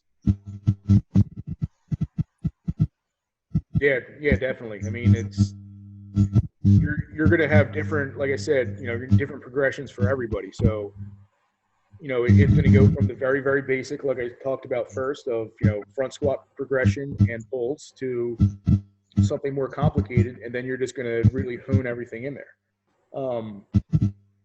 Look at that with your distance runners, look at that with your throwers, your jumpers, anybody else. You're going to get more specific as they get further on in their progression in their career. And this is just another mimic of that, where you're going to get more specific with what they're doing in here based on everything else. If somebody's running, if I have a guy who's running 11.9, I'm not going to have him focus on all of those high performance type things. I'm going to get him to be faster and just overall a better sprinter first before I even think about getting even more developmentally into that. And that goes back to what I talked about before. As they're adding that speed, well, now they're going to be more injury prone because you're going to find all these other deficiencies they have. Their structure is not going to be able to handle it. So I don't really need a lot of high power output, high speed from somebody whose structure is not going to be able to handle it yet, because if all I'm focusing on speed, and some of you guys might have had athletes like this, sprinters or jumpers in the past, where you focus a lot on speed and power, and their structure is not able to handle it yet, and they're going to be plagued with a lot of injuries as a result. So for me, I'm always trying to focus on things like that. And my light is bothering me, but yeah. Coach Jerome. Hey JP, can you mute yourself, and then we'll get you when you come off mute. Okay, you got me? Yep, you're up. Okay. My question is, I've done it, but I want to get your opinion. How long on your power days, how long after your sprint workout or your power workout do you go in and do your Olympic lifts? Like what do you consider the too much time between the workouts and not enough time in between the workouts? If I had my way, I would do my Olympic lifts in the morning and I would do my track workouts in the evening, just because your testosterone is so much higher in the morning as a part of a result, and just to kind of wake up the nervous system before I get those workouts in there. However, I'm hampered by what I got. So we have practice 7 a.m. and then I have 5 p.m. to 7 p.m. at night in here. Right. So that's also a limitation you have to take into account. Some of you guys that, let's say you go right from the track into the weight room and it's right there, you're going to need to work other things out as well, you know? So Right. for me, that's my limitation. If I had my way, I would do my Olympic lifts in the morning and I would do my track workouts in the evening. Not sure Right. how anybody else feels about that, but for the Right, because that's why. yeah, because when I was at one of my other programs, we were limited by the time that we were allowed to go into the gym. So there were days where after we do a sprint workout, by the time we get into the gym, everybody's cooked, you know, and it's like less than a half hour later and they really can't do anything. So like you said, we do a lot of we'd have to do a lot of mid ball stuff, but just getting the Olympic lifts in it just didn't work. I mean, my overall thing, whenever I teach a clinic on strength or track or anything else, all I always say is just have a plan. Like that really just encompasses everything. Like for me, I'm just talking about what I do for my Olympic lifts, but if people do more med balls and they do plyos and do something like that, just have a plan. Like as long as you can show me the old geometry thing, show me the work. Like if you're doing it for a certain reason, great. Like if it's backed in science and it's backed in what's going on, awesome. You know, that's really the main thing with it. So for me, I set out to make sure. Sometimes I'm too cautious with it where I won't, like somebody asked about kettlebells earlier. I'm just cautious. I know I get benefits from the Olympic lifts. I get benefits from plyometrics. I get benefits from the workouts that I'm doing. So I focus on things like that. So I try not to get in my comfort zone. But like I said, if I had my way, you know, it goes back to I talked to somebody who was a great exercise scientist, and he was telling me about how testosterone is highest in the morning, the effects on the nervous system by doing it in the morning. And if I had my way, that's what I would do it. But all of us are going to have limitations. So we have to work with what we've got. And that's why I said some of you guys are going to be able to do a lot more plyometric work to where your volumes might not be as high in terms of Olympic lifts as mine are going to be. Cool, thanks. Hey, can I hop in there real quick too, Jerome? My name's Thomas Gesser. I'm sport performance coach at Stanford with the track and field teams. And we just due to format, like we were talking about, we've had to go from basically the track right into the weight room. We usually have about a 30-minute kind of period in between. Football's taking over the weight room sometimes, so sometimes it gets stretched a little bit. I think one thing to know too, if you're gonna have to do something like that, where that's the format that you have, nutrition is important during that point. You know, that's one thing that I've seen is, you know, you go do this heavy, you know, output session where, you know, glycogen's, you know, beat up a little bit, and basically they need to replenish before they come into the weight room, and that's a huge important piece. I mean, I can't tell you, I've seen so many times we've had, you know, the sprinters, the jumpers come in, and the Olympic lifts, you know, if they haven't fueled properly in between those sessions, it's you could tell, and it's like, hey, listen, take a break. Go get a bar or something, like what? And then you start walking through them, and then all of a sudden, I mean, this is an issue. I don't know if you guys run into at the high school level, but you know, all of a sudden it's like, hey, what did you eat? When's the last time you ate a meal? And they're like, oh, it was like 3 hours before practice. And then you're like, okay, so you know, is it the workout, or is it just you're just not fueled properly going into the session? That's really kind of what's inhibiting things. So that's just one thing I just wanted to touch on. So yeah, I mean, it's really problematic too with distance runners, because GI tract issues become part of how you prep for your practice session, because some people can't eat 20 minutes before they go and do a training set. You're going to have a bad day. Yeah, I mean, even on some of my workouts, like if we're getting later into season, I'll want them to take 10 minutes in between lifts sometimes. Like if we're going from heavy cleans or something like that into something else, sometimes I'll say, if we're able to, we have the time, I want you to take another 10 minutes after we're done the Olympic lifts before we get on to anything else. So, I mean, time management, and one thing I forgot to touch on is really the recovery time in between. And that's where you guys being present is going to be a huge part of it too, is some of them are going to try to rush here. Like we have cafeteria open from 5 to 7. Our lifting time is 5 to 7. Some kids have class till 5:45. And we don't have a secondary food source here. Like they can't take meal passes to like a sandwich shop or something that's on campus. All we have is our cafeteria. So sometimes they're trying to rush out of here, and I got to make sure they're doing the recovery time. Otherwise, they'll come in here and they'll do, you know, 7 sets of cleans, 5 sets of squats, and another exercise in about 20 minutes. And if I'm not paying attention to it, I'm like, no, I want you to rest. I want you to rest a good 3 minutes in between those sets. So sometimes more important, and it would be like the example I give, it'd be like telling your sprinter you're going to do 10 by 200 meters, or, you know, that'd be high for somebody that's a short sprinter, but let's say 6 by 200 meters. and then they're only taking 20 minutes rest in between. You know, it'd be like when you watch football do what they call wind sprints, where they sprint, turn around, sprint back. By the time they're done doing their third one, they're trotting or jogging because the power output isn't high. And that's going to happen in the Olympic lifts too. If they're only giving themselves 90 seconds, by the time they get to that sixth set, they're just going to be wiped, and they're not going to have any type of power output, and their sets are going to suffer. So it's one thing I forgot to touch on was kind of the rest period in between too. JP. Yeah, thank you. I have a question for Coach Schmidt and Ross and the I see Tommy's on here too. For the other and for any of the other strength coaches, ideally, what skills, what weight training skills would you like freshmen coming into your weight room like to have? What would you like? What skills? What weight training skills would you like for them to have, or as opposed to what you would prefer to teach them when they come into your weight room that first time when they step on campus as freshmen? For me, it depends on who's teaching them. I mean, that's really the main thing. If it's somebody who's very comfortable teaching the Olympic lifts and they're going to have a good base and their technique's going to be pretty solid, great. If it's somebody who's, you know, just kind of going through the motions, they're getting bad habits out of it, I would rather have them not untrained, but I would rather have them just focusing on body weight exercises and plyometrics and just being a good overall athlete. I mean, for me, that's where when I talk to like youth parents and people like that, I say, I want people who are athletic. Like if somebody's doing 4 sports and they're an athletic stud and, you know, they're just really well-rounded, that's the kid I want, because they're going to pick up a lot of the skills pretty quick. If it's somebody who just is doing one sport year-round and they're kind of burnt out and they're just doing lifts and they're doing it improperly, that's going to take a lot longer for me to teach. That's why I was talking about sometimes my female athletes, my female distance runners or other athletes, they'll pick it up quicker just because they've shied away from it, or maybe they're coaching to feel comfortable teaching them. And then I teach them, they're starting fresh and they're just going through it. So for me, it's really just about who's coaching them before they get to me.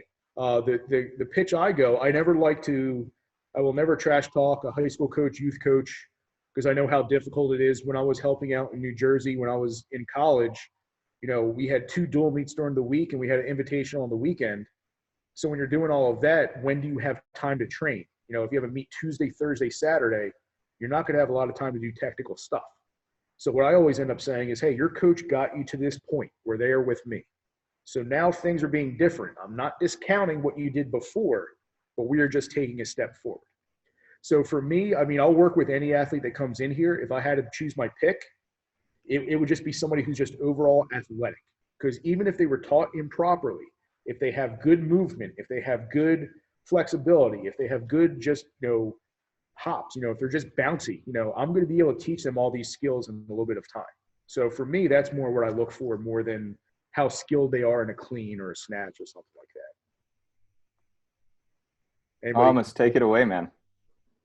Yeah, I would totally agree with that. I think that it's movement quality, coordination, and can you be biomechanically efficient in what you do? Because that to me is the underpinning that we're going to build everything else off of. If we, you know, numbers are yeah, some people kind of love to have these huge high school numbers. And I think those are applicable if they're done on technically proficient platforms, right?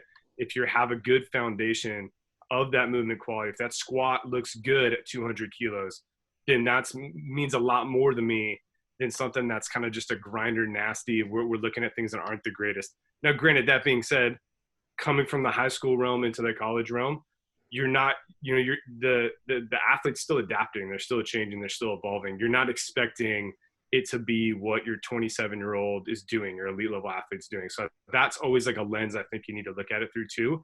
Is it's not going to be perfect, but you're looking at, you know, can you coordinate movements? Do you have that neurological drive and control to be able to set yourself up appropriately? Great range of motion is always a great thing because, you know, that helps with obviously output, but also injury prevention and things like that. So those are kind of like the big pieces that I think that, you know, if an athlete comes into the weight room like that, you're going, okay, cool, awesome. We can we have a foundational piece that we can then build upon.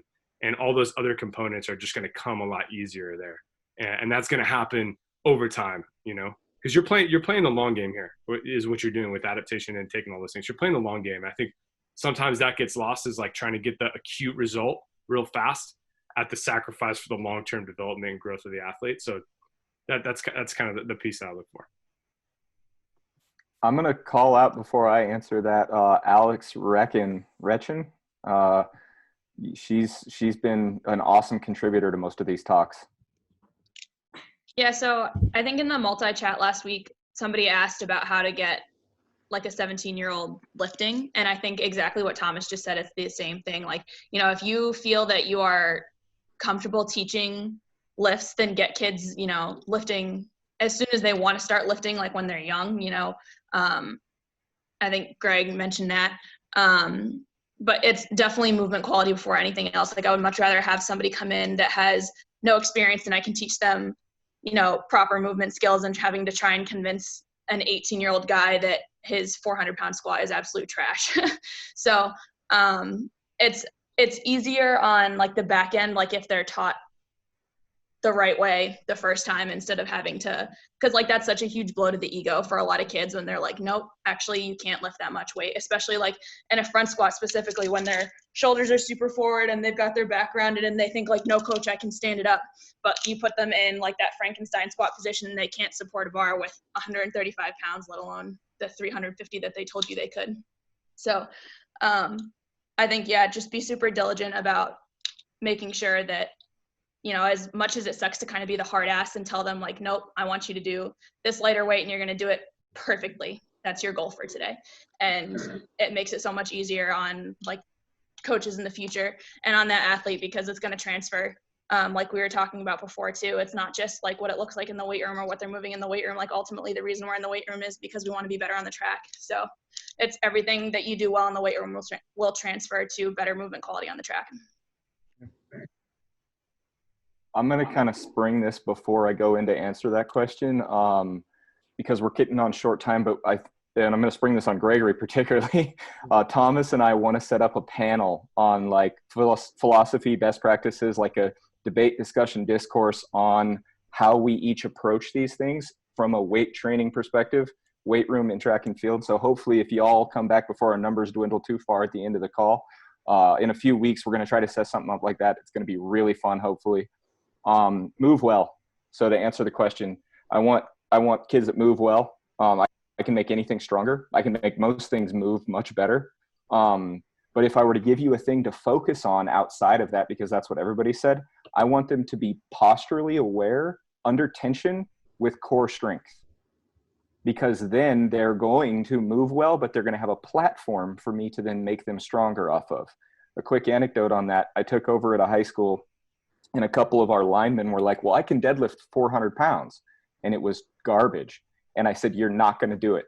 I'm not even going to let you deadlift for 4 months, 3 months, whatever it is. And I put them on a developmental strength and conditioning program. And one guy PR'd by like 100 pounds in the deadlift to deadlift over 400 for this first time. And he thought he was really strong at like 300 pounds.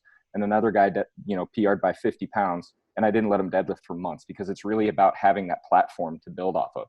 So like everybody else said, move well. I want good movement patterns, but I want them to have a good platform. So core, and posturally integrated core. Yeah, and for me, some of my best athletes that have come in just have great kinesthetic awareness as well. You know, they just, between that and proprioception, they just know how their body moves in, space. And some of them, they end up just picking it up quicker. And from my experience at least, comes from athletes that just did a lot of things when they were younger. I know we were talking about before that kids aren't just playing as much as they used to and things like that. And it comes from that. It comes from just doing all sorts of well-rounded things. I love being able to see the athletes that come in and just show off because they're on one foot on a Bosu ball, just doing med ball tosses without even like flinching, and things like that. For me, those are the athletes that always pick it up quick, and for me, a lot of times that's my international athletes where they've done a lot of different things in their clubs, but they haven't done Olympic lifts. And for me, that's, an athlete I have, some from South Africa, kind of all over the place, that they've come from these clubs that do a lot of body weight things. They do a lot of proprioception, all these other types of things, but they haven't done the Olympic lifts, but they're so well-rounded just being able to move.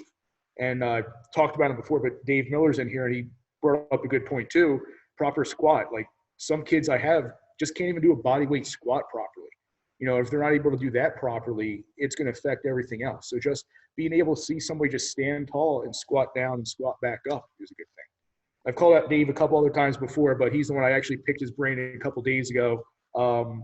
He's an international Olympic weightlifting coach. He's part of East Coast Gold with me. We've done camps together. He's the strength coach for track at University of Houston. So sorry to keep calling you out without saying who I'm talking about, but I picked Dave's brain, called him a couple days ago, talked his ear off for about an hour about stuff I was going to say today. Coach Hansen, Eric Hansen. Hey, thanks, guys.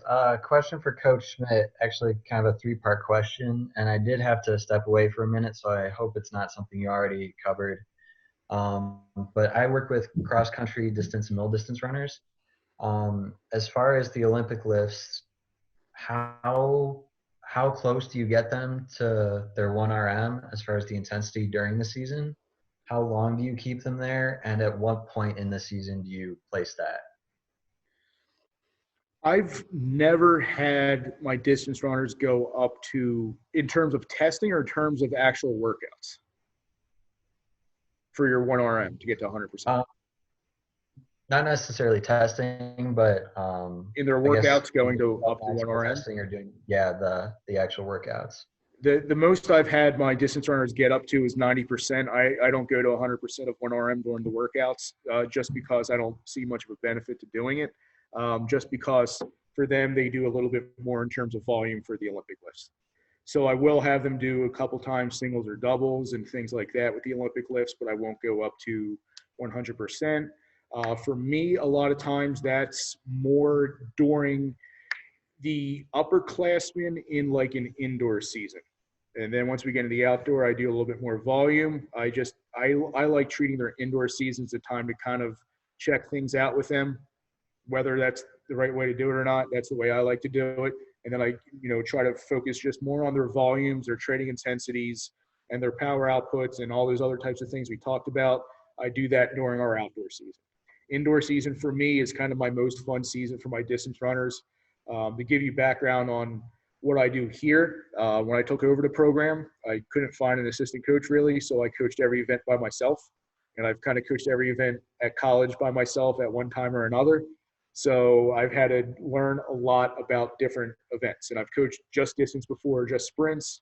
So for me, like the indoor season is my most fun season for distance runners, similar to, for me, with my jumpers, sprinters, throwers, all those athletes, I always have the most fun in fall because I like to call it field day. That's when we get to do a whole bunch of different stuff.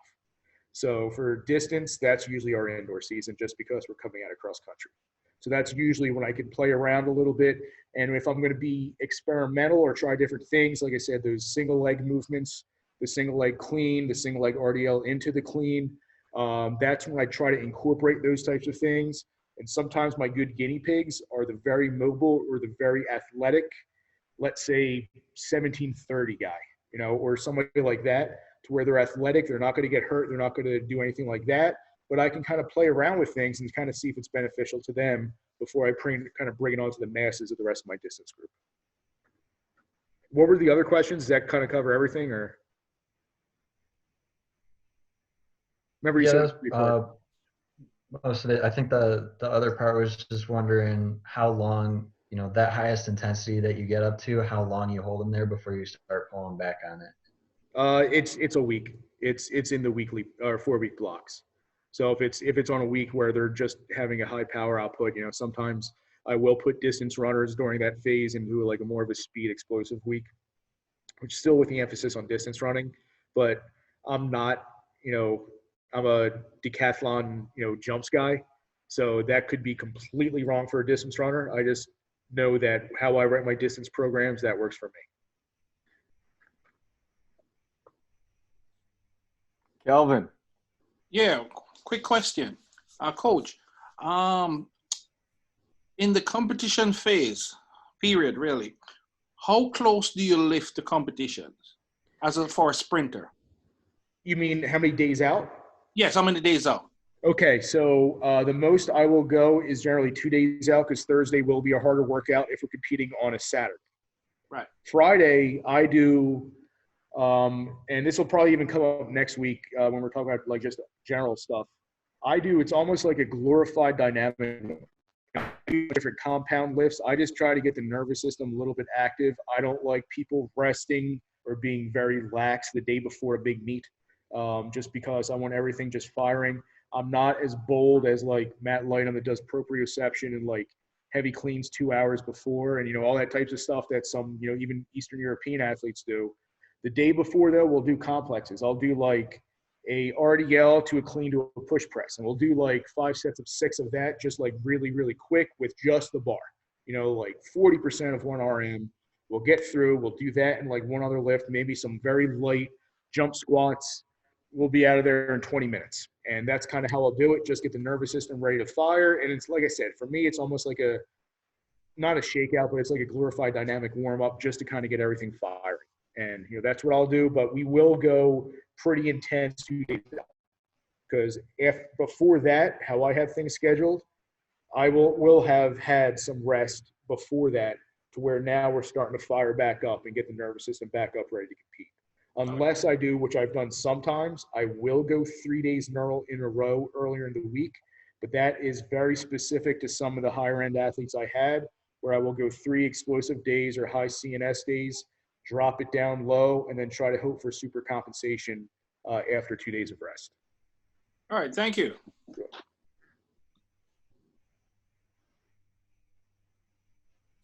Martha, Coach Mendenhall. I just have a quick question, Coach Schmidt.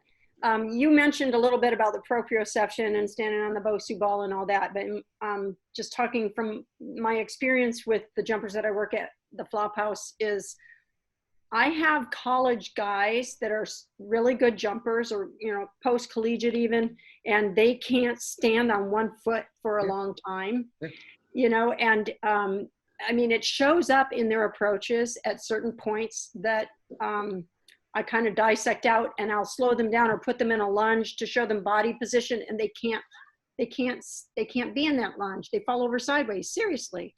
And teaching them to skip, teaching them to gallop. Even I have a couple post-collegiate athletes that will start to do a gallop and they don't intuitively go opposite arm, opposite leg. I mean, are you seeing a lot of that? I mean, how important is that to your weightlifting? It sounds like you do some proprioception stuff, but I think that's a basic core thing. I do a lot of balance and proprioception with my jumpers now in their drills and in their warm-ups. But I just see a lot of it. I like to call stuff like that multitasking, like where the workouts I'll do that are for, restoration, recovery, I'll pepper in that stuff just to keep it in there.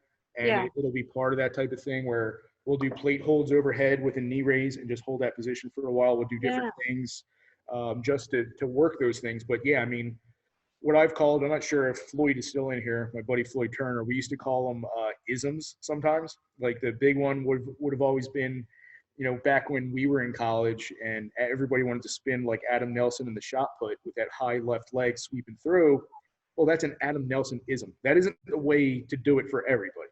And sometimes, everybody thought Michael Johnson, oh my God, he is so inflexible. So 400 meter runners, you should be inflexible, and things like this. Well, no, not everybody. So, I mean, there are always going to be those types of things that are in there. And what you got to figure out is what is the commonality and what is specific to that one athlete or his other couple athletes. I mean, I used to make fun of, I had a very exceptional triple jumper, 10, 15 years ago. I used to make fun of him because he had incredibly tiny, tight calves. And he could not squat to save his life just because his calves were really up high and incredibly tight and he could not get low. So I had to make adjustments for that. The reason they were high and tight, his Achilles was like this. So that's why he was such a good jumper, because he was incredibly reactive and he would just snap through everything. He would just be able to standing jump over walls and stuff. But, that was specific to him. There's going to be some jumpers that are incredibly flexible. Like I have a triple jumper here who the main thing with him is now adding strength because he has great proprioception. He has all those other things, but with him, it's adding the strength. So that just comes down really to knowing the athlete individually. In terms of seeing commonalities within that, I think we're all going to have those types of athletes that have those types of things, whether it's the commonality and it's the rule, or if it's just a couple exceptions here and there based on how they were trained or how they're built up. That's always going to be a struggle. And for me, I don't shy away from teaching them those other things. I don't worry, oh my goodness, if I teach this kid flexibility or I teach this kid this, I'm going to ruin him. I try not to worry about that. I try to still focus on what I think is going to be beneficial to everybody. So the bigger picture.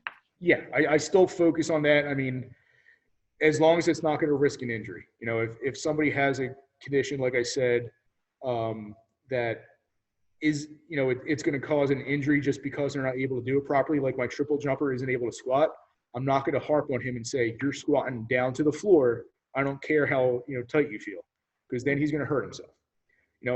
Are we going to try to work to that point? Yeah, without losing anything. He's not going to lose speed, or he's not going to lose that. I mean, he ended up improving 2 feet in the triple and winning a national championship for me, and he slowed down, a third of a second in the 100 meters. And it was like, well, he got slow. Yeah, but he's jumping farther. So you still have to take those things with a grain of salt in terms of what you're losing, in terms of what you're gaining. And that just goes back to, what is your goal? Well, if my goal is to be a better jumper, thrower, sprinter, distance runner, this is a tool to get there, and we're going to try to use all these types of things. The example I use sometimes with my athletes is when you go into the hospital because you have an illness, and this is a bad time to use this analogy, but they're going to throw a lot of antibiotics at you. They give you a whole lot of stuff, and then you might get better because they're just going to throw as much as they can at you in the hopes that it's going to help heal you. Same thing here. We're going to do all sorts of modalities.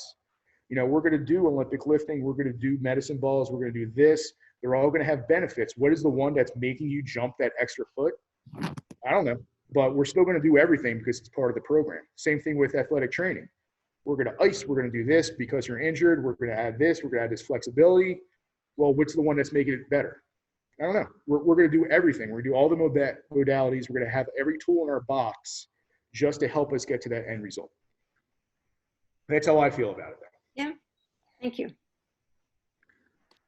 So we're creeping up on the end of the 2-hour mark here. By the way, for those of you that don't know me, I've been on a call with me. My name is Ross Dexter. I'm an athletic trainer, strength and conditioning coach, and researcher, but I was also a track coach and still am technically working with a lot of post-collegiates and things of that nature. Thomas, what you got for us? Yeah, just to mention what Ross was talking about earlier, we're going to have kind of a deeper contextual dive on a lot of the things that we're talking about, and a lot of things we've talked about in the past on these S&C conversations in a panel in a few weeks. So tune in for that and keep an eye out for that, because I think we're going to take a little bit more deeper dive into a lot of things that we've talked about, and Gregg's done a great job of talking about everything, and I think we can just further the conversation once we get there. So look out for that. Yeah, and I'll make sure that I'm on that as well. Any questions like directly towards me? I mean, I'm out of this Zoom thing. I'm still not great with it on through my Facebook, Gregory Kyle Schmidt. It's pretty easy to find. That's my coaching Facebook. Feel free to ask me any questions. I have no ego about my programs whatsoever. I know what's worked for me and what's helped my athletes improve. If you have, ideas, or you have, things that you would like to know, or if, since this is about Olympic lifting, if you want a little bit more knowledge in Olympic lifting, if you, within reason, I know there's certain limitations with high school coaches, but if you just want to, information for more resources on how to get better as an Olympic lifting coach and track coach, feel free to reach out to me. I have no ego about anything. I'll reply to anybody that reaches out to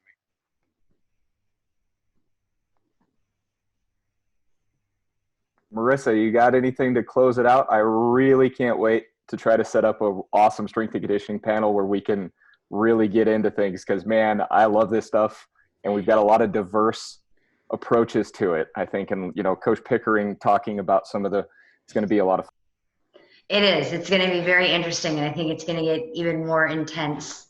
And I'm going to have to make sure everyone's not near a weight room or anything, so no one can throw anything at their computers. But no, I think it's going to be great. And I think hearing all the different perspectives and theories and modes of thought and training and application is going to be great, because I mean, there's always a wrong way, and that's when they get hurt. But there's never a completely ill path that goes to the end point, and so if we're able to get everybody kind of knowledgeable enough to get to a plan or to their destination, we'll be all good. And that's all I care about, I know, for me. And I think that's what everybody else cares about as well. So other than that, no, this has been great. Thank you, Greg, for taking the time out of your day. I know it was a lot, and you did a great job. And thank you for all of your vulnerability and exposure you put yourself under. So yeah, thanks. I appreciate it. Yeah, absolutely. So everyone have a great day. As soon as these things get done converting and whatnot, I'll get them posted up for everyone to take a look at again.